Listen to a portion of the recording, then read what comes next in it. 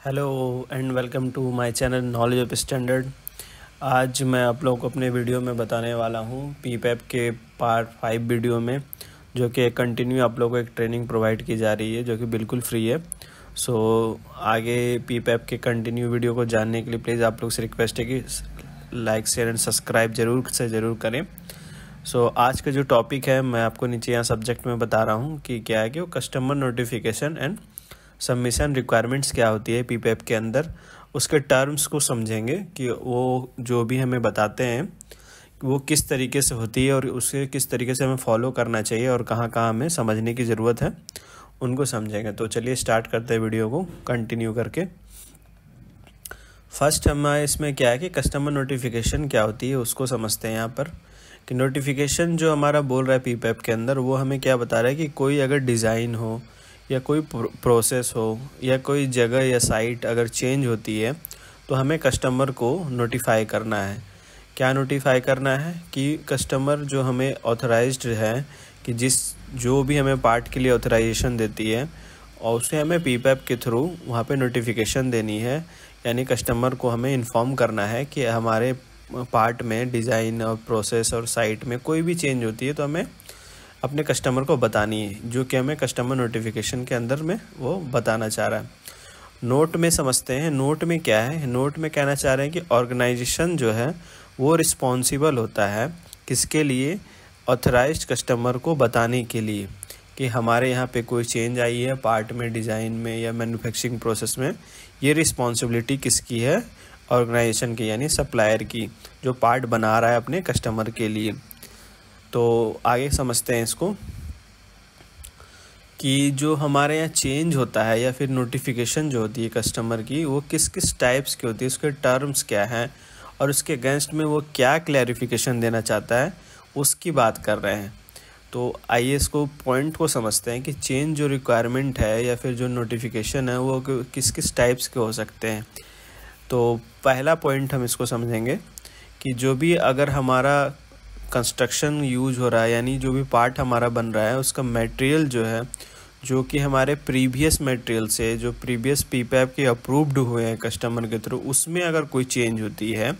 यानी पार्ट का मटेरियल आपको फर्स्ट टाइम में जो अप्रूव किया गया है उसके अकॉर्डिंग आप नहीं चला रहे हो, उसके अगेंस्ट में कोई दूसरा मटेरियल ग्रेड यूज़ कर रहे हो, तो आपको क्या करना है, वहाँ पे कस्टमर को बतानी पड़ेगी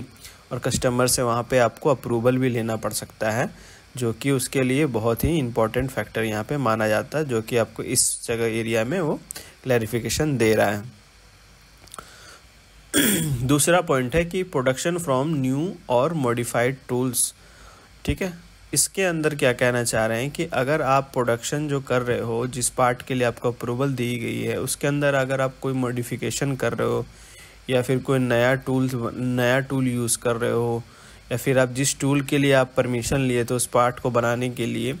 तो उसके अंदर भी आपको कस्टमर से बात करनी पड़ेगी। वो यहाँ पे बताया जा रहा है कि this requirement only apply to tools. ये जो रिक्वायरमेंट्स है वो सिर्फ टूल्स के लिए होता है कि जो कि ड्यू टू यूनिक फॉर्म और फंक्शन के लिए होता है। मतलब आपको जो भी फाइनल प्रोडक्ट बन रहा है उसकी इंटीग्रिटी को लेकर के उसके पार्ट में कोई प्रभाव नहीं पड़ना चाहिए, उसके लिए यहाँ पर वहाँ पे हमें कस्टमर को बात करके बतानी पड़ेगी। मान लीजिए कि आप किसी पार्ट को बना रहे हो, अगर उसमें कुछ आप चेंज कर रहे हो, कुछ भी चेंज कर रहे हो, एडिशनल रिप्लेसमेंट करो टूल के अंदर में, अगर उसका इफ़ेक्ट आपके फाइनल प्रोडक्ट पे पड़ेगा तो आपको यहाँ पे बताना पड़ेगा अपने कस्टमर को कि हमारे जो है वो पार्ट में अगर हम अपने टूल में ये चेंज कर रहे हैं तो उसके वजह से हमारे पार्ट में ये दिक्कत आने के चांसेस हैं, या फिर हम उसके लिए हम उसको पहले प्रभाव जो पड़ेंगे उस प्रोडक्ट के ऊपर हमें कस्टमर को वहाँ पे करनी पड़ेगी अवेयर कि इस टाइप्स की हमने चेंज किए और उनसे बतानी पड़ेगी, ताकि वो अपने जो एप्लीकेशन उस प्रोडक्ट के लिए वो उस पर चेक कर सके कि क्या हाँ उसका फाइनल प्रोडक्ट में कोई दिक्कत ना आए। तो इस चीज़ के लिए यहाँ पे पॉइंट 2 की क्लैरिफिकेशन दी गई है। उसके बाद समझते हैं कि अगला क्या है हमारे यहाँ पे कि प्रोडक्शन फॉलोइंग अपग्रेड और रीअरेंज ऑफ एग्जिस्टिंग टूलिंग और इक्विपमेंट। इसके अंदर हमारे यहाँ क्या कहना चाह रहे हैं कि अपग्रेड्स मीन्स क्या कह रहा है कि अपग्रेड का मतलब क्या कह रहा है कि रिकंस्ट्रक्शन और मॉडिफिकेशन ऑफ द टूल और मशीन और to increase the capacity performance और चेंज एग्जिस्टिंग फंक्शन। अगर आप जिस भी टूल्स को यूज़ कर रहे हो या कोई मशीन्स को यूज़ कर रहे हो उसकी कैपेसिटी अपग्रेड कर रहे हो, मतलब आपको ज़्यादा प्रोडक्शन निकालनी है या फिर कोई मॉडिफिकेशन कर रहे हो टूल के अंदर उसके लिए हमें वहाँ पे अवेयर करनी है, अपने कस्टमर को क्लैरिफाई करना है, नोटिफिकेशन भेजनी है कि हम ऐसा सा चीज़ कर रहे हैं उसके अंदर। जो कि यहाँ पे कंफ्यूज नहीं होना है, वो क्या कंफ्यूजन नहीं होना है, क्या और बात कह रहा है इसके अंदर कि आप जो नॉर्मल मेंटेनेंस करते हो या रिपेयर करते हो उसके लिए वहाँ पे हमें क्लियर कंफ्यूजन में नहीं रहना है कि वो चीज़ हम यहाँ पे नहीं कह रहे हैं कि आप नॉर्मल मेंटेनेंस करो टूल के लिए तो उसके लिए आप अपग्रेड करो कस्टमर को या फिर बताओ। अपग्रेड का मतलब क्या हो रहा है कि आपका जो प्रोडक्ट, मान लो सपोज कि कोई 8 कैविटी का पार्ट चल रहा था, उसके अंदर आपने सोचा कि आपको प्रोडक्शन बढ़ानी है तो उसके अंदर आपने 8 से 10 कैविटी कर दी सेम चीज़ के लिए सेम साइकिल टाइम पे, तो वहाँ पे आपको अपग्रेड करना चाहिए, वहाँ बताना चाहिए। वो चीज़ के लिए यहाँ पे वो क्लैरिफिकेशन कर रहे हैं, ठीक है। तो उसके जगह पे और क्या कर रहे हैं कि अगर आपको यहाँ पे कह रहा है कि for which no change in performance is to be expected and post repair verification method has been established, मतलब अगर आपको लगता है कि वहाँ पे बाद में रिपेयर करने के बाद आप खुद भी वेरीफाई करके उनको बता सकते हो तो वो भी आपके लिए अच्छा है और आप कस्टमर को एक रिपोर्ट के थ्रू वहाँ पे क्लियर कर सकते हो। रीअरेंजमेंट की यहाँ पे क्या बात करना चाह रहे हैं, जो कि यहाँ पे पॉइंट लिखा हुआ है उसको समझते हैं। Rearrangement is defined as activity that change the sequence of product और प्रोसेस फ्लो। आप यहाँ से ध्यान से समझो, रीअरेंजमेंट की मतलब यहाँ पे बात क्या कहना चाह रहा है कि आपका प्रोसेस फ्लो जो है, जैसे वो स्टेप्स होते हैं, जो भी आप प्रोडक्ट बना रहे हो उसके कुछ प्रोसेस फ्लो होते हैं, वो स्टेप 1, स्टेप 2, स्टेप 3, स्टेप 4, तो उसमें अगर आप कोई रीअरेंजमेंट हो रही है, मतलब कोई ऑपरेशन, जैसे किसी एक पार्ट को बनाने में कोई 5 ऑपरेशन लगता है तो उस 5 ऑपरेशन का जो सीक्वेंस है उसमें अगर कोई बदलाव हो रहा है यानी उसके प्रोसेस में अगर कोई चेंज है तो उसके डॉक्यूमेंट्स, प्रोसेस फ्लो डायग्राम जो भी चेंज हो रहे हैं वो आपको कस्टमर के पास शेयर करनी पड़ेगी। क्यों शेयर करनी पड़ेगी? क्योंकि वो आपको safety requirement, protective covers, other environmental act, जो भी आपको प्रोडक्ट से रिलेटेड और कोई भी, मतलब कह सकते हैं कि प्रोडक्ट की सेफ्टी और इन्वायरमेंट हो गया या फिर उसके ताकि आपका क्या हो कि वो पार्ट जो है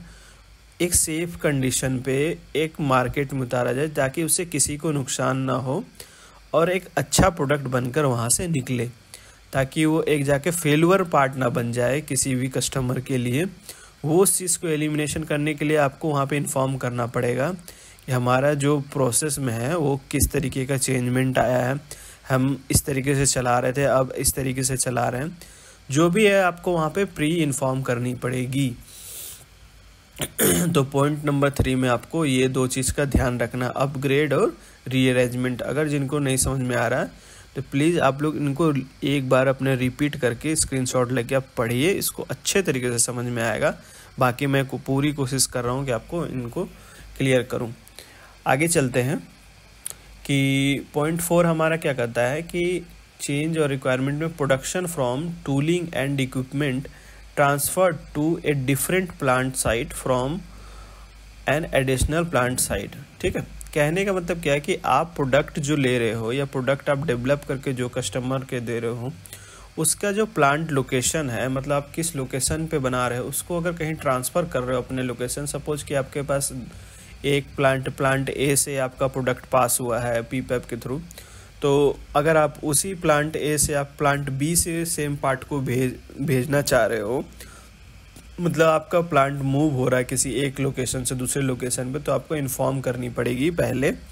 अपने कस्टमर को कि हमारा जो साइट है वो चेंज हो गया है, हमारा जो बिल्डिंग फैसिलिटी है वो चेंज हो गया है, ताकि वो जो आपको वहाँ पर अपग्रेड करने वाले जो चेंज होते हैं, जैसे PSW में वो डिटेल्स दी जाती है, तो वो आप उनको इन्फॉर्म हो, तो वो यहाँ पे क्लैरिफिकेशन देनी पड़ती है। जो यहाँ पर आपको बताया जा रहा है कि production process tooling and equipment transferred between buildings और फैसिलिटीज़ एट वन और मोर साइट, वहाँ पे आपको इन्फॉर्म करना पड़ेगा। अगला पॉइंट क्या है कि change of supplier for the parts non equivalent material और सर्विसेज। मान लीजिए इसमें बात कर रहे हैं कि आपने जो कोई पार्ट बनाया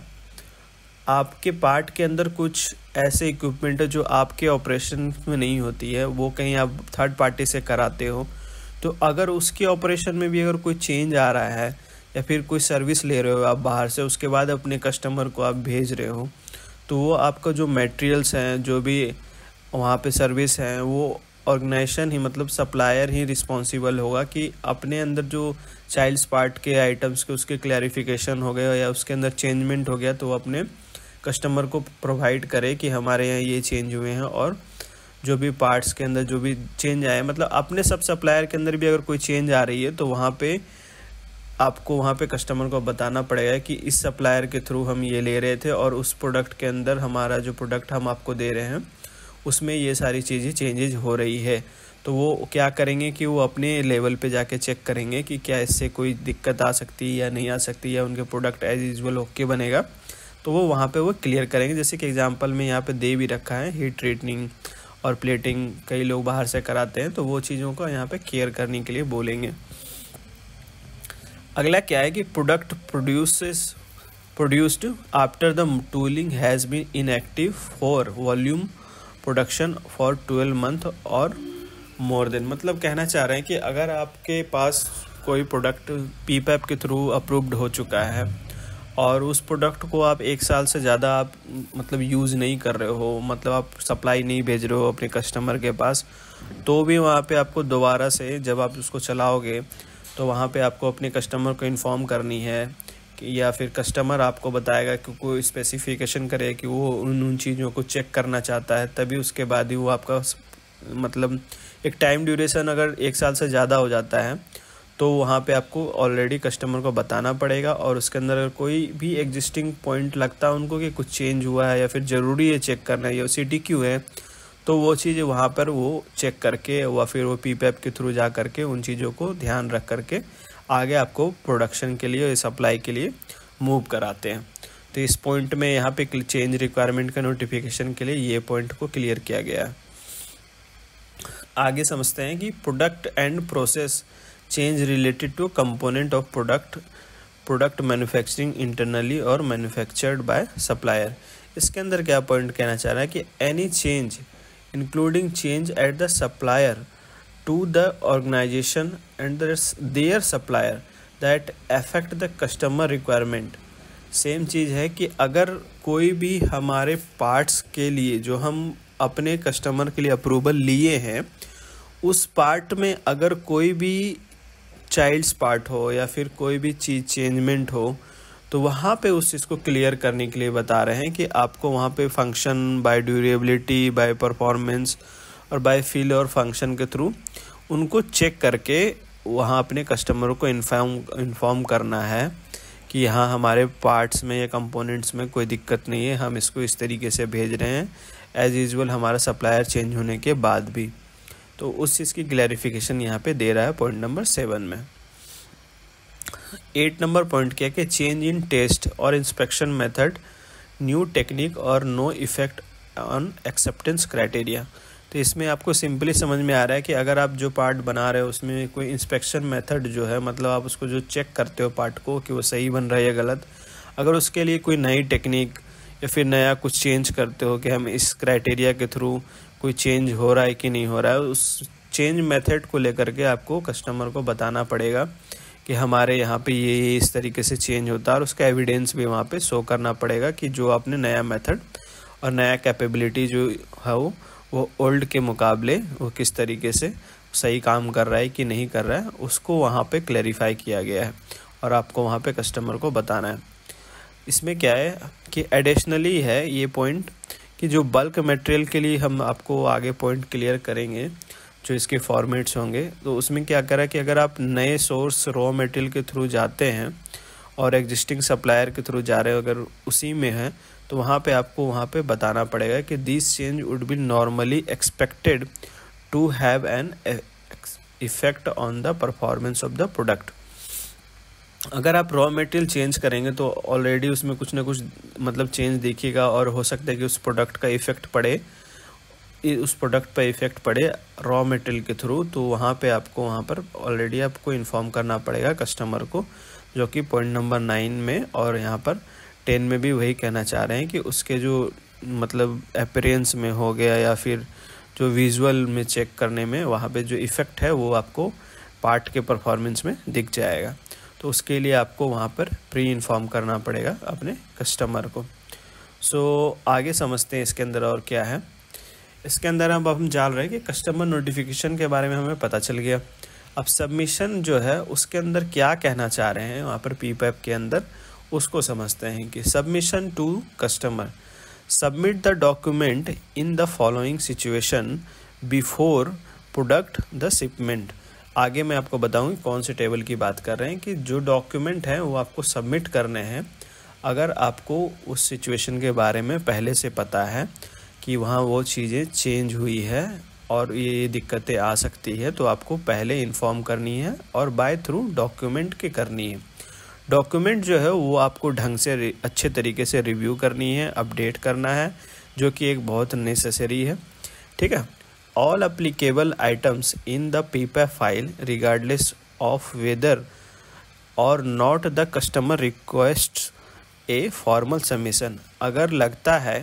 कि वहाँ पर वो कस्टमर आपको नहीं रिक्वेस्ट कर रहा है फॉर्मल, तो भी आपको जो भी उस पार्ट में जो चेंजमेंट हुई है उसके एप्लीकेबल जो है पॉइंट्स वो आपको पीपैप के थ्रू अपने तरीके से ही करनी चाहिए। मतलब वो आपको कस्टमर बोल रहा है उसका फॉर्मल रिक्वेस्ट का वेट ना करके आप प्री कर दें, तो वो बहुत ही अच्छा होता है, ताकि वहाँ पे पहले से हम लोग वहाँ पर अवेयर हो जाएं। ठीक है। If the submission webbed by the customer, मतलब कस्टमर वो जो आपका सबमिशन रिक्वायर्ड चेक कर लेता है तो उसके रिकॉर्ड नेम जो भी है या ऑथराइज्ड जो रिप्रेजेंटेटिव है वो आपको ग्रांटिंग देगा, जो कि डेट के थ्रू और उस पर मतलब अटेस्टेड जो होते हैं जिस तरीके से किए जाते हैं वो आपको ग्रांट करेगा कि ये जो आपने चेंज किया है सबमिट किया है, और उनके परमिशन के बगैर वहाँ पे आप चलाना नहीं है और उनके परमिशन ले करके उस चीज़ को चलाएं। यहाँ पे सबमिशन के अंदर यही कहना चाह रहे हैं। और आइए उसको आगे समझते हैं कि और क्या क्या पॉइंट है इसके अंदर। तो जो टेबल की बात कर रहे थे, तो टेबल में हमारा क्या है उसको देखते हैं कि क्या क्लैरिफिकेशन कहना चाह रहे हैं इसके अंदर। तो ए न्यू पार्ट और प्रोडक्ट, दैट इज़ क्या कि a specific part material colour not previously supplied to the customer. अगर ऐसा कुछ नया प्रोडक्ट के लिए आप कर रहे हो जिसमें कलर और स्पेसिफिक पार्ट में कोई चेंज हो, तो उसके लिए रिक्वायरमेंट में आपको वहाँ पर सबमिशन करना पड़ता है, जो कि यहाँ पर आपको यहाँ पे क्लैरिफिकेशन में बताया गया है कि और उसमें कोई रिवाइज नंबर हो या पार्ट नंबर हो, एज इट इज़ उसमें आपको डॉक्यूमेंटली फॉर्मली सबमिट करना पड़ेगा। ठीक है। यहाँ पर मैं आपको सिंपली समझा रहा हूँ कि अगर कोई चेंज हो रहा है, कोई रॉ मटेरियल, कोई कलर जो कि आप पहले अप्रूव्ड पार्ट में नहीं है, तो वहाँ पे आपको बाय पीपैप के थ्रू सबमिट करके वहाँ पे क्लियर करना है, जो कि यहाँ पे सबमिशन के अंदर आपको बता रहा हूँ मैं। Correction of A discrepancy on the previous submission part, मतलब अगर लग रहा है कि जो पार्ट आप बनाए हो उसमें कुछ गड़बड़ी है, तो उस चीज़ को यहाँ पर मैं समझा रहा हूँ कि डिस्क्रिपेंसी में क्या कहना चाह रहे हैं, गड़बड़ी में हम किससे उसका कहने का तात्पर्य क्या है। तो उसको समझते हैं कि जब कोई डिस्क्रिपेंसी का यहाँ पे डिफाइन किया गया उसको समझिए आप कि the product performance against the customer requirement, मतलब जैसा कस्टमर चाह रहा था अपने प्रोडक्ट के लिए वैसा परफॉर्मेंस आप नहीं दे पाए हो। ठीक है। उसके अगेंस्ट में आपको वहाँ पर अगर कोई चेंज आती है तो वहाँ पे आपको करना है, इन्फॉर्म भी करना है, और बाय उनके जो भी रेफरेंस जो भी मांगेगा कस्टमर उसके डॉक्यूमेंट उसको आपको सबमिट करनी पड़ेगी। लाइक ए डायमेंशनल और कैपेबिलिटी इशू, जो कि आपको बताया है कि अगर उनको कोई दिक्कत लगेगी तो वो आपके लेआउट रिपोर्ट्स यानी प्रोडक्ट की डायमेंशन और एसपीसी करके वो चेक करेंगे या करवाएंगे। आप उनको रिक्वेस्ट करके आप उनको वहाँ पे सबमिट करोगे। सप्लायर इशू, मान लीजिए वो किसी सप्लायर को आपको अथॉरिटी देते कि सप्लायर से अपने रॉ मटेरियल्स या फिर कोई आइटम्स बीओपी आइटम्स आप लो, तो उनके अगेंस्ट में अगर आप जाते हो कि कोई नहीं हम इससे लेंगे, हम किसी और से लेंगे, तो उसके अगेंस्ट में भी आपको वहाँ पे क्लियर करना पड़ेगा अपने कस्टमर को। तो इन बातों का ध्यान रखना पड़ता है। Approval of a part replacing an a interim approval, मतलब कि अगर आप कोई भी पार्ट्स को रिप्लेस करके अपने जो भी मतलब जो पार्ट बना रहे हो उसके अंदर कुछ रिप्लेसमेंट कर रहे हो, जो आपको कस्टमर के थ्रू जा कर के करनी पड़ेगी, मतलब डायरेक्ट नहीं, इनडायरेक्टली आप चला रहे हो बिना बताए हुए, तो वहाँ पर आपको ध्यान से आपको फिर भी इन्फॉर्म करना है और बताना है कि आपके बिना, मतलब आप उसको क्या कह सकते हैं कि आप बिना अप्रूवल लिए ही कुछ करो ही मत अपने पार्ट में। सिंपली आप इसको इस तरीके से समझो, क्योंकि क्या आपको पता है कि आगे वो कस्टमर किस एप्लीकेशन के लिए उस पार्ट को बना रहा है, क्या गलतियां हो सकती है, कल को आपको बहुत ह्यूज लॉसेस झेलना पड़ जाए। तो उस चीज़ के लिए अपने कस्टमर के पास जा कर के जो भी चेंज कर रहे हो उसको बताओ कि हम ये चेंज कर रहे हैं, हमें इस चीज़ के लिए अप्रूवल दो और ये दिक्कत आ सकती है, तो और बाय डॉक्यूमेंट और ऑन पेपर पे इस चीज़ को एक्सेप्ट करके आगे बढ़ो। लागे नेक्स्ट क्या है कि हमारा टेस्टिंग इंक्लूडिंग मटेरियल्स, परफॉर्मेंस और इंजीनियरिंग वैलिडेशन इशू, जो कि यहाँ पर मैं आपको बता ही चुका है कि इन सब चीज़ों का ध्यान रख करके ही आपको कस्टमर को बतानी है और यहाँ पर जो भी उनकी रिक्वायरमेंट है उनको फुलफ़िल करनी है। तो उस जगह पे आपको सबमिशन का ज़रूरत पड़ेगा। तो इसके आगे हम समझते हैं कि क्या है engineering change to design records, specification और material, production parts and production numbers. Suppose कि इसमें आपने जो भी चेंजमेंट किया उनके रिकॉर्ड्स हो गए, उनके स्पेसिफिकेशन हो गया, यानी मटेरियल्स की डिटेल्स हो गई, वो सब आपको अपने कस्टमर को देनी है, हैंड ओवर करनी है और उनसे अप्रूवल लेना है, जो कि बाय डॉक्यूमेंट आपको सबमिट करनी है। जो भी अगर आपको बल्क मटेरियल के लिए बात करेंगे तो जो आप प्रोसेस यूज़ कर रहे हो, यानी जो भी अपना प्रोसेस स्टैंडर्ड यूज़ कर रहे हो या फिर जो भी आपका ऑपरेशन यूज हो रहा है, तो उसके कुछ पैरामीटर्स होंगे मशीन्स के, वो सारी चीज़ें आपको वहाँ पर अपने कस्टमर को सबमिट करना है। तो आई होप गाइज आप लोगों को ये सब customer notification and submission requirements जो है उसकी जो मैंने आपको यहाँ पे डिटेल समझाई है आप लोग क्लियर होगा। बस आप लोग से रिक्वेस्ट है कि चैनल को लाइक शेयर एंड सब्सक्राइब करें जितना से जितने ज़्यादा लोगों को हो सकता है।